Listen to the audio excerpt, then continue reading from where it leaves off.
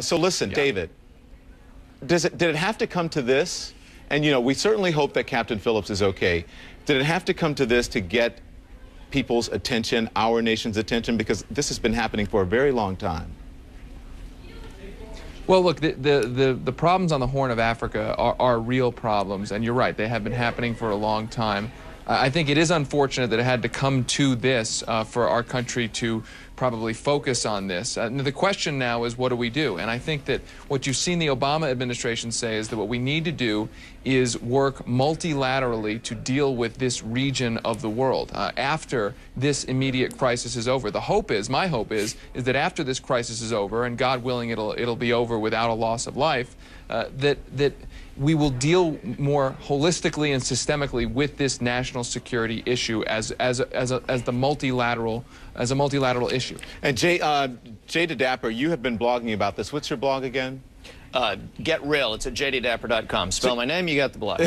Yeah, D-E-D-A-P-P-E-R, just like it sounds. So listen, you've been blogging about this, and I'm surprised about the Bureau response and just how much people are paying attention to this. And also, Jay, sort of becoming angry, saying, why can't the U.S. do something? Why is it taking so long to get to this captain? And they get angrier and angrier with every minute as this goes on. Right, well, that's the natural reaction. I mean, we all want to go Rambo, you know? You want to act out the movie, and you want to, you know, blow up the boat, nuke them. And I think it's interesting, though, that two editorial pages today that are usually right in line with each other. The New York Post, Wall Street Journal, both papers owned by Rupert Murdoch, both reliably conservative, took absolutely opposite tacks today.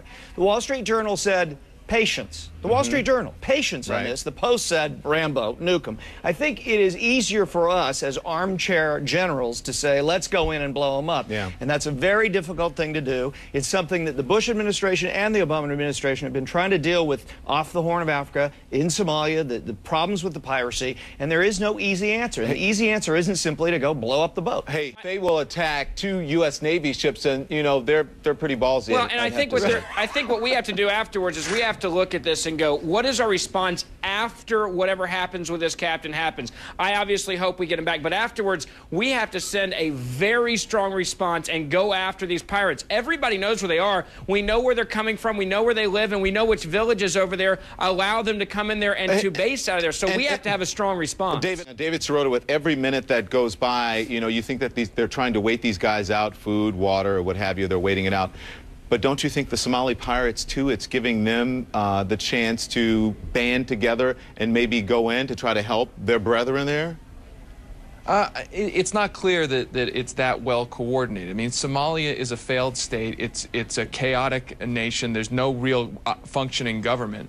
I think the administration needs to, I think, deal with this as both a diplomatic issue in terms of getting a coalition together to deal with this region and a military issue. I don't buy the idea that it can't do anything. It just should defer all judgment to the generals on the ground. The president is the commander-in-chief. But again, this is a more multilateral issue. And I have to say that the fact that the Bush administration, I think, blew apart all of our multilateral, or many of our multilateral coalition efforts in the past is going to make this hard to, to marshal a multilateral force. That said, was it Ben or David that said that many people look at it as a free ride? I mean, it's buying votes is what this is. You look at Nancy Pelosi 2 weeks ago. They know this is very, very, very, very much a planned attack to go out there on the issue of immigration and let it be known what they believe. And if you look at what she said 2 weeks ago to a private group of a lot of people that were illegal immigrants in California, she said it's un-American for us to kick you out of this country in the middle of the night, as she put it.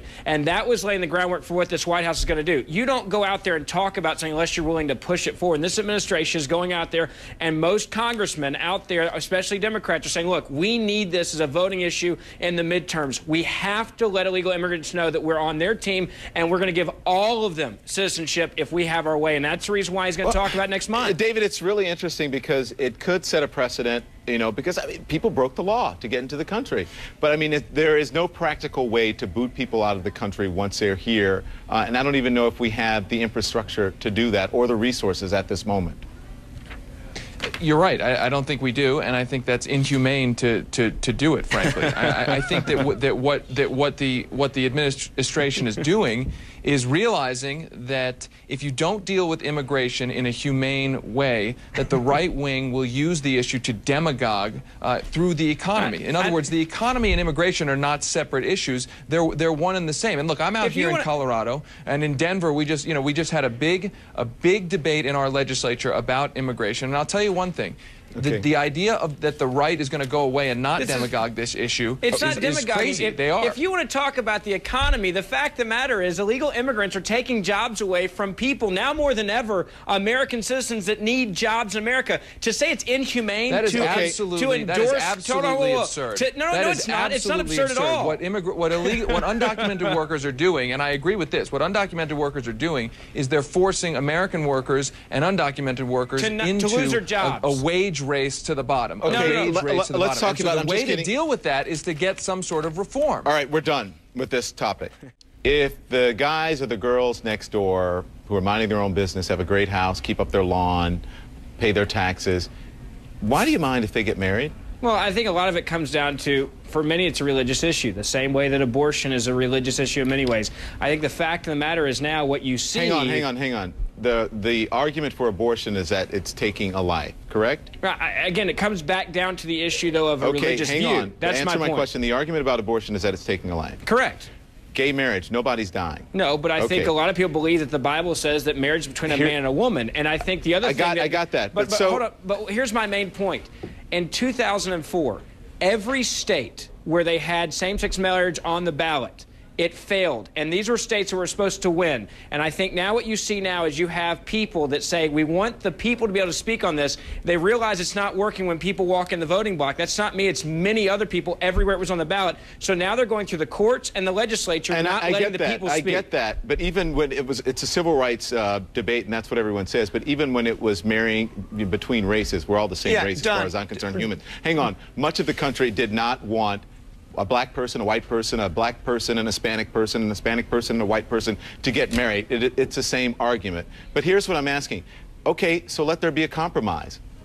If it's not same-sex marriage, don't let people get married in the church. If it's a religious issue, don't let people get married in the church. Let them go to a justice of the peace. That way you solve both problems. No? But again, you're making the right point. It's a legal issue. That's the issue here. It's a legal issue. And let me just say, as a happily married man to my wife Emily for the last 4 years, I think anybody who says that anybody else's marriage threatens their own marriage needs to seek a marriage counselor. Gay marriage should be legal just because it's as a matter of law.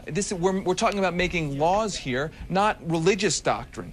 And the reason I'm asking that, and I said that because it seems like during the election this issue comes up and it's often viewed as a distraction. It's not a distraction this time because you can see that it's law in certain states and provinces already, and it seems to be growing, and that's why I asked you that question. Don, I don't think you mentioned the interracial thing, and I don't think that's a minor point. In 1967, when the Supreme Court ruled in Loving versus Virginia that interracial marriage, that bans against interracial marriage was unconstitutional, 72% of people in the Gallup poll, 72% of Americans said they didn't think that two people of different races should get married. Now, if you'd left it up to the voters and referendum, that would not have passed in almost any state in America.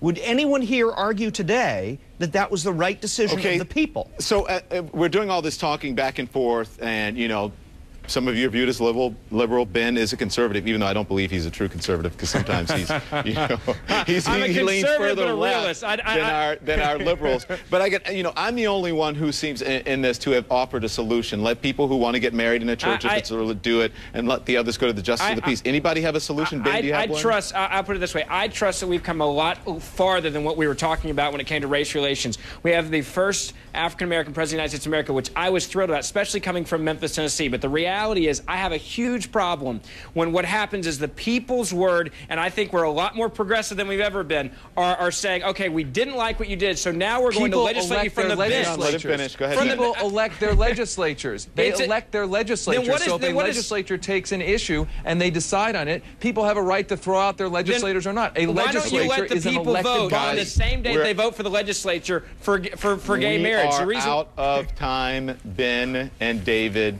I'm going to get you some boxing gloves. Maybe. All right, guys. Thank you. Thanks.